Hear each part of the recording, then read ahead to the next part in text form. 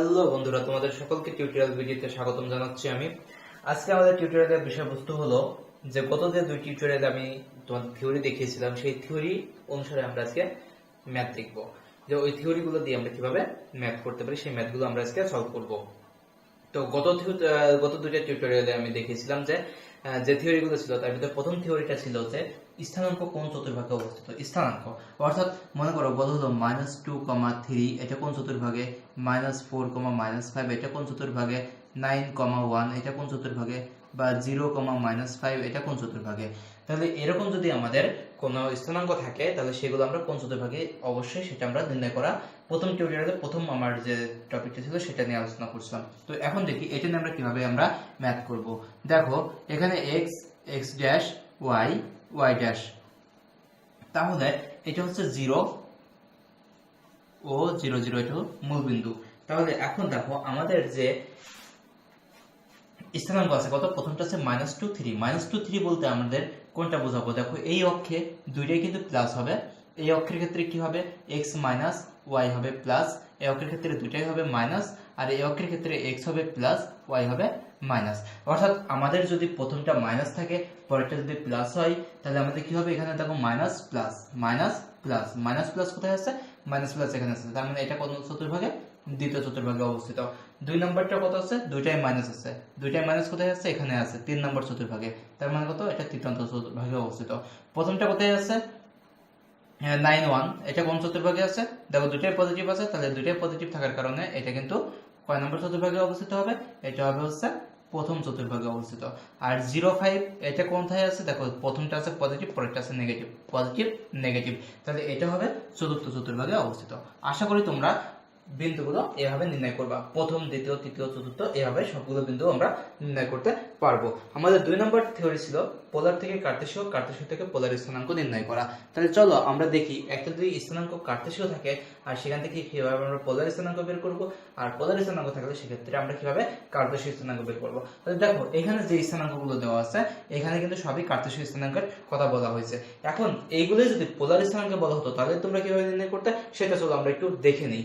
তাহলে পোলার স্থানাঙ্কের ক্ষেত্রে কিভাবে হবে, পোলার স্থানাঙ্কের ক্ষেত্রে মনে রাখতে হবে আমাদের কি থাকে, একটা ব্যাসার্ধ ভেক্টর থাকে, একটা ভেক্টরিয়াল কোণ থাকে। তাহলে এখন দেখো আমাদের এখানে অবশ্যই একটা মান থাকবে, ধরো 5, আর এখানে একটা কোণ থাকবে সেটা ধরলাম 60 ডিগ্রি, বা আমাদের এখানে মনে করো যে থাকলো 2, এখানে থাকলো π/2 এরকম থাকলো, বা এখানে থাকলো 3, এখানে থাকলো -3π/2। তো এরকম যে কোনো মান থাকতে পারে, বলতে পারে এই বিন্দুগুলো কোন চতুর্ভাগে অবস্থিত।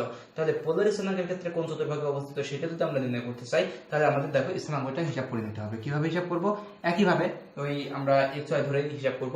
তো এই ক্ষেত্রে দেখো প্রথমে 5 আছে, কোথায় আছে সেটা যদি আমরা কার্টেসীয় স্থানাঙ্কে যদি আমরা করে নেই তাহলে তারপরে ওই বিন্দুটা কোথায় স্থাপিত হবে সেটা আমরা সহজেই বলে দিতে পারবো। অর্থাৎ পোলার স্থানাঙ্ক থাকলে সেটাকে আমরা প্রথমে কার্টেসীয় স্থানাঙ্কে রূপান্তরিত করব, এবং সেই কার্টেসীয় স্থানাঙ্ক থেকে আমরা কি করব, কোন চতুর্ভাগে অবস্থিত সেটা আমরা বসায় দেব। তো চলো আমরা আগে দেখি এই পোলার স্থানাঙ্কগুলো কিভাবে আমরা কার্টেসীয় স্থানাঙ্ক করতে পারি। তো আমি প্রথমে সূত্র লিখছিলাম যে এটা যদি r হয় আর এটা যদি থিটা হয় তাহলে x হয় হচ্ছে r cos থিটা এবং y হয় হচ্ছে r sin থিটা। তাহলে তাই যদি হয় তাহলে আমরা এখন দেখো এই স্থানাঙ্কের ক্ষেত্রে আমরা পাবো r অর্থাৎ 5 cos 60 ডিগ্রি, তাহলে এই মানটা হবে 5 cos 60 ডিগ্রি। তাহলে cos 60 ডিগ্রি মান কত আসে, যেটা আসবে না কেন প্লাস আসবে। আচ্ছা, তার মানে কি এই স্থানাঙ্কটা পজিটিভ। আচ্ছা, 2 নম্বর ক্ষেত্রে আমরা কি পাচ্ছি, 5 sin 60 ডিগ্রি, এটাও কিন্তু পজিটিভ, তার মানে কি দুইটাই পজিটিভ। তাহলে আমরা বলতে পারি এই স্থানাঙ্কটা দুইটাই পজিটিভ আছে, তাহলে আমাদের কোথায় অবস্থিত, ফার্স্ট কোয়াড্রেন্টে অবস্থিত। 2 নম্বরটা আমরা কি হিসাব করতে পারি, 2 নম্বরটা কোথায় অবস্থিত, দেখো এখানে 290 ডিগ্রি 290 ডিগ্রি, অর্থাৎ cos 90 ডিগ্রি সেটার মান 0, আর sin 90 ডিগ্রি মান 1, অর্থাৎ 0 1 সেটা কোথায় হবে, তাহলে ফার্স্ট কোয়াড্রেন্টে, যেহেতু দুটাই পজিটিভ তার মানে কোথায় ফার্স্ট কোয়াড্রেন্টে হবে। আচ্ছা, 3 নম্বরের ক্ষেত্রে আমাদের কি হবে, দেখো 3 নম্বর স্থানাঙ্কের ক্ষেত্রে বলা হয়েছে এখানে আমরা যদি লিখি r cos -3π/2, তো cos এর মান -3π/2 দেখো 3 নম্বর কোয়াড্রেন্টে আসছে, তাহলে এখানে আসলো আমার কোয়াড্রেন্ট হিসাব করতে হবে। কোয়াড্রেন্ট হিসাব করতে হলে r এর মান কত আছে, 3 আছে, 3 cos -θ শুধু cos θ হয়, তাহলে cos 3π/2। এখন দেখো cos π/2 এর মান কত, cos π/2 মানে কত, মানে cos 90 ডিগ্রি 0। এখন 3 নম্বর কোয়াড্রেন্টে cos কি পজিটিভ না নেগেটিভ? আচ্ছা, এখানে আমাদের পজিটিভ হোক আর নেগেটিভ হোক, এখানে কয় নম্বর কোয়াড্রেন্টে যাচ্ছে সেটা আমরা দেখে নেই। এটা যাচ্ছে কয় নম্বর কোয়াড্রেন্ট? দেখো যাচ্ছে হচ্ছে 3 নম্বর কোয়াড্রেন্ট। সেটা কোথায় যাচ্ছে? 1 2 3 এখানে আসছে, আর এখানে cos হচ্ছে নেগেটিভ। তাহলে 0 হচ্ছে যেহেতু, সেহেতু 0 দিয়ে গুণ করে দিলে আসলে টোটাল মানে কি হয়ে যাচ্ছে? 0 হয়ে যাচ্ছে। তাহলে এখানে আমাদের কোনো হিসাব করার দরকার নেই। তাহলে প্রথম স্থানাঙ্ক অর্থাৎ x এর মানটা আসলে কত? 0। আচ্ছা, 2 নম্বর কন্ডিশনের ক্ষেত্রে কি হবে? এখানে আমাদের বসাতে হবে y equal to r cos -3π/2। তাহলে cos 3 এখানে হবে sin, যেহেতু আমরা কি নিচ্ছি y এর মান নিচ্ছি, তাহলে y এর মানের ক্ষেত্রে হবে sin 3π/2। তো sin 3π/2 মানে কি? অবশ্যই এখানে মাইনাস আসবে। তাহলে দেখো মাইনাস আসলো, মাইনাস আসার পরে এখন যদি sin আমরা এখানে বসাই, r এর মান কত? r এর মান আছে হচ্ছে 3, তাহলে r এর মান 3 বসালাম। তারপরে sin 3π/2, 3π/2 মানে কত? 3 নম্বর কোয়াড্রেন্ট ঘুরবে, তারপরে π/2, 3 নম্বর কোয়াড্রেন্ট 1 2 3 এখানে আসবে, আর এখানে sin কি হয়ে যাবে? cos হয়ে যাবে। তাহলে cos π/2 আমাদের জাহান্নামে যায়, cos হোক আর sin হোক ওটা দরকার নেই, আমাদের দেখতে হবে এখানে চিহ্নটা কি আসে। তাহলে এখানে চিহ্ন আসতেছে, কি চিহ্ন আসতেছে? দেখো sin -θ সমান মাইনাস sin θ, এই জন্য মাইনাসটা আগে দিয়ে দিলাম। এখন কি হয়ে গেল? sin θ হয়ে গেল। আচ্ছা, sin 3π/2 হলো, sin 3π/2, sin 3π/2 কোথায় আসে? 1 2 3 এইখানে আসে, আর এখানে sin নেগেটিভ, sin নেগেটিভ মানে কি? এখানে নেগেটিভ নেগেটিভে কি হয়ে যাবে? পজিটিভ হয়ে যাবে। তাহলে পজিটিভ হয়ে গেলে y এর মানটাও কি আসছে? পজিটিভ আসতেছে, x এর মানও পজিটিভ, y এর মানও পজিটিভ। আলটিমেটলি কোন কোয়াড্রেন্টে হবে? এটা ফার্স্ট কোয়াড্রেন্টে। তাহলে দেখো আমাদের কিন্তু সাইন কোন কোয়াড্রেন্টে গেছে সেটা আমাদের ব্যাপার না, ব্যাপার হচ্ছে এখানে কোন চিহ্ন আসলো, সাইন কস চেঞ্জ হয়ে কোন চিহ্ন আসলো। যদি এখানে মাইনাস আসতো এখানে, তখন আমরা এখানে কোয়াড্রেন্টটা হিসাব করে নিতাম। তাহলে আশা করি বুঝতে পারছো যে আমাদের এই পোলার স্থানাঙ্কগুলোর কোয়াড্রেন্ট কিভাবে আমরা নির্ণয় করব। এখন পোলার থেকে কার্তেশীয় তাদের তো বুঝেই গেলে যে কিভাবে আমরা পোলার থেকে কার্তেশীয় করব আর কার্তেশীয় থেকে পোলার করব। তো এটা আমরা কি কার্তেশীয় থেকে পোলার করলাম, সরি পোলার থেকে কার্তেশীয় করলাম, এগুলো সবই পোলার ছিল। পোলার থেকে আমরা কি করলাম? কার্তেশীয়তে কনভার্ট করে নিলাম। এখন কার্তেশীয় থেকে যদি পোলারে কনভার্ট করতে যেতাম তাহলে আমাদের কি করতে হতো এটা একটু দেখা। ধরো এখানে দুইটা স্থানাঙ্ক দেওয়া আছে, একটা 2 3, একটা 4 -4 -3। এই দুইটা বিন্দুর আমরা পোলার স্থানাঙ্ক নির্ণয় করব। তাহলে এটার পোলার স্থানাঙ্ক যদি নির্ণয় করতে হয়, তাহলে প্রথমটার জন্য আমাদের r এর মান হবে √2² প্লাস 3²। তাহলে 4 আর 9 √13 আসবে। আর থিটার মান হবে tan ইনভার্স 3/2। তো এটাই হয়ে গেল আমাদের r এবং থিটার মান। এই থিটার মান ক্যালকুলেশন করলে যেটা বের হবে সেটাই হবে আমাদের পোলার স্থানাঙ্কের মান। তাহলে এখন চলো 2 নম্বরটা দেখি। 2 নম্বরটার ক্ষেত্রে কি হবে? এখানে r ইকুয়াল টু হবে -4² প্লাস -3² তার উপর √, তাহলে 16 যোগ 9 ইকুয়াল টু √25 ইকুয়াল টু কত? 5। আর থিটার মান কি হবে? tan inverse -3/-4। তো এটা ক্যালকুলেশন করলে যেটা হবে অর্থাৎ tan ইনভার্স 3/4। এটা তোমরা এভাবেও রাখতে পারো, আবার কি করতে পারো? ক্যালকুলেটরে চাপ দিয়ে কত মান আসলো, কত ডিগ্রি মান আসলো সেভাবেও তোমরা মানটা বের করে দিতে পারো। তাহলে এটা গেল আমাদের পোলার থেকে কার্তেশীয় স্থানাঙ্ক, কার্তেশীয় থেকে পোলার স্থানাঙ্ক কনভার্সন। এবার চলো আমরা দেখি কিভাবে আমরা দুইটা বিন্দুর মধ্যবর্তী দূরত্ব নির্ণয় করব। তাহলে ধরো আমাদের এই দুইটা বিন্দু দেওয়া আছে, তাহলে এই দুইটা বিন্দুর মধ্যবর্তী দূরত্ব আমরা কিভাবে নির্ণয় করব? দূরত্ব সমান, ধরো এটা এ বিন্দু, এটা বি বিন্দু, তাই যদি হয়ে থাকে তাহলে দূরত্ব এ বি সমান কি হবে? এ বি ইকুয়াল টু হবে √2 - 4, অর্থাৎ 2 মাইনাস মাইনাস আছে তাহলে +4 whole square plus 3 - 3 whole square, তাহলে 3 + 3 হোল স্কয়ার। তাহলে এখন কত হবে? 6² প্লাস 6² অর্থাৎ 36 আমরা এভাবে লিখতে পারি 2 × 36 অর্থাৎ 6√2 হবে দূরত্ব। তাহলে আশা করি দূরত্ব তোমরা বুঝতে পারছো কিভাবে ক্যালকুলেশন করে বের করতে হবে। তাহলে এইভাবে আমরা দূরত্ব নির্ণয় করতে পারবো। এখন চলো আমরা দেখি যে দুটি বিন্দু বা তিনটি বিন্দু, চারটি বিন্দু একই সরলরেখায় অবস্থিত হয় কি না। দেখো এখানে ধরো আমরা তিনটা বিন্দু নিলাম, যে 1 2 তারপরে 4 5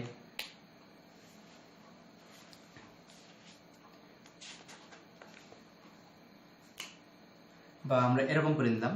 এখানে ধরো 2, 4 তারপরে 7, 5 তারপরে 9, 7।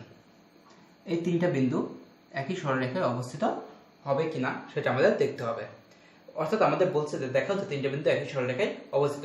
তাহলে একই সরলরেখায় অবস্থিত হলে আমি বলছিলাম যে এই দুই বিন্দুর ঢাল আর এই দুই বিন্দুর ঢাল সমান, অথবা এখানে যেহেতু দূরত্ব আছে তোমরা কি করতে পারো, এই এ বি সি আছে, তোমরা যদি এ বি দূরত্ব বের করো আর বিসি দূরত্ব বের করো, তারপরে যদি এসি দূরত্ব সমান এ বি প্লাস বিসি হয়, তাহলে তোমরা বলতে পারো একই সরলরেখায় অবস্থিত। আদারওয়াইজ কি করতে পারো, এই এবি রেখার ঢাল, এবি রেখার ঢাল আর বিসি রেখার ঢাল, অর্থাৎ M1 আর এটা যদি M2 হয়, M1 আর M2 যদি সমান দেখাতে পারো, তাহলে কি হবে, দুইটা বিন্দু একই সরলরেখায় অবস্থিত হবে। তাহলে চলো আমরা দেখি এই এবি রেখার ঢাল আর এটাই আমাদের সহজ, কারণ এবি রেখার ঢাল হবে হচ্ছে y1 y2, y1 y2, অর্থাৎ 4 7, 4 7 ভাগ 2 5, 2 5, তাহলে উপরে কত হলো, 4 7 ইকুয়াল টু কত, দেখো -3, নিচে -3 ইকুয়াল টু কত, 1। আচ্ছা M2 সমান কি হবে, বিসি রেখার ঢাল, তাহলে এই ক্ষেত্রে কত হবে, প্রথমে 5 7, 5 7 ভাগ, এখানে হবে 7 9, 7 9, উপরে দেখো -2, নিচেও -2 ইকুয়াল টু কত, 1। এই ক্ষেত্রে দেখো M1 আর M2 আমাদের এই কন্ডিশনটা ফুলফিল হয়ে যাচ্ছে, তার মানে আমরা বলতে পারি এবিসি রেখা তিনটি, বিন্দু তিনটি একই সরলরেখায় অবস্থিত। তাহলে একই সরলরেখায় অবস্থিতের ক্ষেত্রে আমরা এইভাবে অঙ্ক দুইটা মানে অঙ্কগুলো করে ফেলতে পারি। এখন চলো দেখি যে এই আমি গতদিন দেখেছিলাম যে শীর্ষবিন্দু, তো শীর্ষবিন্দুর অঙ্কগুলো অনেক বড় হয়ে যায়। তোমরা দূরত্ব বের করবা, দূরত্ব বের করে যদি সমান হয়ে যায়, চারটে বাহু সমান হলে সেটা আমরা বলবো বর্গ বা রম্বস, সেখান থেকে যদি আমরা সমকোণী বের করতে পারি তাহলে সেটা হবে। এই জন্য আমি আমার বিগত একটা টিউটোরিয়াল, আমার এর আগে যে টিউটোরিয়ালটা আছে সেই টিউটোরিয়ালটা তোমরা দেখবা, 2 নম্বর টিউটোরিয়াল, সেখানে দেখবা যে আমি কিসের শীর্ষবিন্দু, সেই শীর্ষবিন্দু আমি দেখিয়েছি। তো আশা করি সেই টিউটোরিয়াল দেখলে তোমাদের পুরো বেসিক ক্লিয়ার হয়ে যাবে, ওইটা সমস্যা হবে না। এখন চলো আমরা আরেকটা অঙ্ক দেখি, সেটা হচ্ছে অক্ষরেখা হতে কোনো বিন্দুর দূরত্ব আমরা কিভাবে আমরা নির্ণয় করব। ধরা যাক এক্স অক্ষ হতে কোনো বিন্দুর একটা দূরত্ব দেওয়া আছে এবং ওই বিন্দু, আচ্ছা অঙ্কটা আমরা লিখি তাহলে ভালো হবে। চলো দেখো এখানে একটা অঙ্ক আছে যে এক্স অক্ষ ও এত বিন্দু হতে, কি বলছে প্রথমে, এক্স অক্ষ এবং এত বিন্দু হতে এত বিন্দুর দূরত্ব, তার মানে কি আমরা প্রথমে দেখবো, দেখো এক্স অক্ষ, এটা হচ্ছে এক্স অক্ষ, এক্স অক্ষ হতে এখানে আছে 4, k, তাহলে এক্স অক্ষ হতে 4k বিন্দুর দূরত্ব, আরেকটা বিন্দু বলছে এখানে ধরো -5 7, তাহলে এটা যেহেতু -5 7 কোন কোয়াড্রেন্টে, এই কোয়াড্রেন্টে, অর্থাৎ -5 7। এখন বলছে যে এখানে একটা বিন্দু আছে, তো এখান থেকে এই বিন্দুর দূরত্ব যদি সমান হয় তাহলে k এর মান কত সেটা আমাদের নির্ণয় করতে হবে। তাহলে তোমরা বুঝতে পারছো যে এক্স অক্ষ হতে কোনো বিন্দুর দূরত্ব কিসের সমান, আমরা জানি তার কোটির সমান, তার মানে কি এক্স অক্ষ হতে কোনো বিন্দুর দূরত্ব তার k এর সমান হবে। তাহলে এক্স অক্ষ হতে কোনো বিন্দুর দূরত্ব k, আর এই দুই বিন্দুর দূরত্ব তোমরা পারবাই কত, দেখো -5 4 হোল স্কয়ার প্লাস -7 k তার হোল স্কয়ার, তারপর √, ইকুয়াল টু কত হবে, এক্স অক্ষ হতে এই বিন্দুর দূরত্ব k, তাহলে k।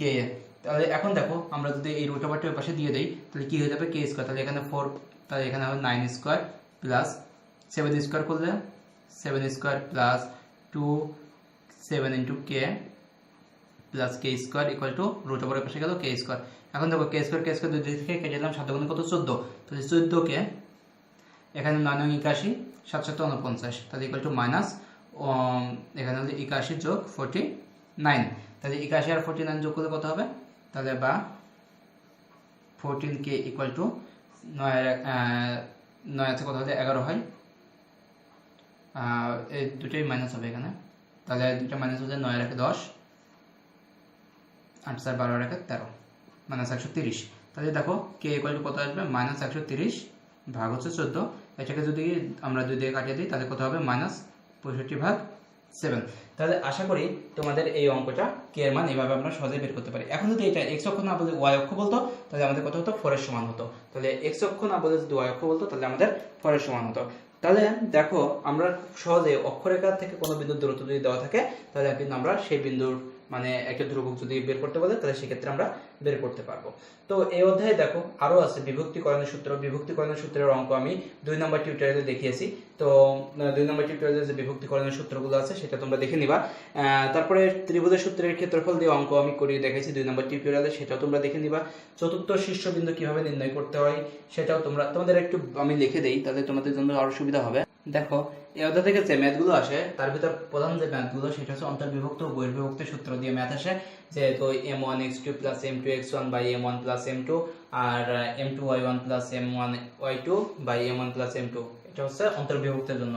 এটা প্লাস হলে অন্তর্বিভক্ত আর মাঝে মাইনাস দিলে সেটা বহির্বিভক্ত হবে। ত্রিভুজের ক্ষেত্রফল নির্ণয় half into x1 x2 y1 y2 এরকম x1 y1 x2 y2 x3 y3 আবার x1 x2 এরকম করে বসায় নিতে হবে। চতুর্থ শীর্ষবিন্দু নির্ণয় সূত্রটা আমি আমার 1 নম্বর টিউটোরিয়ালে দেখিয়েছি। 1 নম্বর টিউটোরিয়াল বা 2 নম্বর টিউটোরিয়াল তোমরা দেখলে ওখানে দেখবা যে আমি আমার বিগত টিউটোরিয়ালে এগুলো ব্যাখ্যা করছি, খুব সুন্দর করে ব্যাখ্যা করা আছে। তোমরা যদি এই টিউটোরিয়ালগুলো দেখো তোমাদের কোনো প্রাইভেট টিউটরের কাছে সাহায্য নেওয়া লাগবে না, তোমরা বইয়ের সকল ম্যাথ তোমরা এখান থেকে করতে পারবা। আর মধ্যবিন্দু নির্ণয় সূত্রটা আমি দেখিয়েছি। তো আজকে ম্যাথ এটাই ছিল, যে আমি আজ এইটুকুই করাবো তোমাদেরকে। তো ঠিক আছে, আজকে এ পর্যন্ত আমি তোমাদের সাথে আলোচনা করলাম। আমার টিউটোরিয়াল যদি ভালো লাগে অবশ্যই একটা সাবস্ক্রাইব করবা, আমাকে বলবা যে কোথায় আমার ভুল হচ্ছে বা কোথাও যদি তোমাদের বুঝতে সমস্যা হয় তাহলে সেটা আমাকে জানাবা। আর অবশ্যই সাবস্ক্রাইব করতে ভুলবা না। আশা করি আমার টিউটোরিয়ালগুলো তোমাদের ভালো লাগবে। তো ঠিক আছে, আজকে এ পর্যন্তই। আল্লাহ হাফেজ, সবাই ভালো থাকো, টেক কেয়ার।